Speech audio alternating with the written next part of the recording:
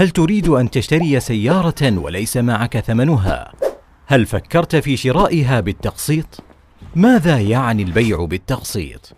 البيع بالتقسيط هو بيع سلعة بثمن مؤجل يؤدى على أجزاء معلومة في أوقات معلومة، مثل 1000 كل شهر. وهناك صور للبيع بالتقسيط، من أشهرها صورتان: الأولى أن تشتري سيارة مثلا ممن يملكها، سواء كان شخصا أو شركة، على أن تدفع ثمنها مقسطا، كأن يكون ثمن السيارة نقدا 50,000 وثمنها بالتقسيط 60,000، فتختار الشراء بالتقسيط، فهذا جائز لا حرج فيه.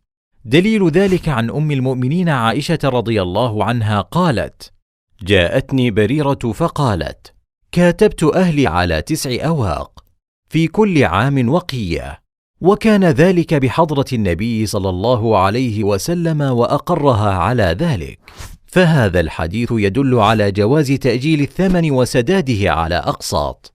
الصورة الثانية أن تشتري سيارة ممن لا يملكها، وإنما يدفع ثمنها إلى مالكها نيابة عنك، على أن تسدد المبلغ له مقسطا مع زيادة، كأن يكون ثمن السيارة في المعرض 50,000، فتطلب شراءها من جهة، فتقوم هذه الجهة بدفع الثمن 50,000 للمعرض، على أن تسدد لها 60,000 بالتقسيط، فهذا من الربا المحرم، لأن حقيقة هذا العقد أن هذه الجهة، سواء كان فردا أو بنكا أو شركة، قد أقرضتك قرضا ربويا بفائدة، ولم تشتري شيئا في الحقيقة لنفسها ليصح بيعه لك.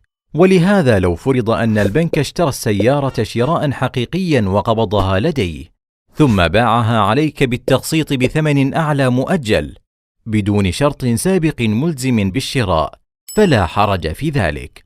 فلا بد من توافر الشروط الآتية لشراء سيارة ونحوها بالتقسيط من البنك: أولا، أن يشتريها البنك شراء حقيقيا، بحيث تنتقل إلى حيازته، ثم يبيعها بعد ذلك، ولا يجوز بيعها قبل أن تكون في حيازته.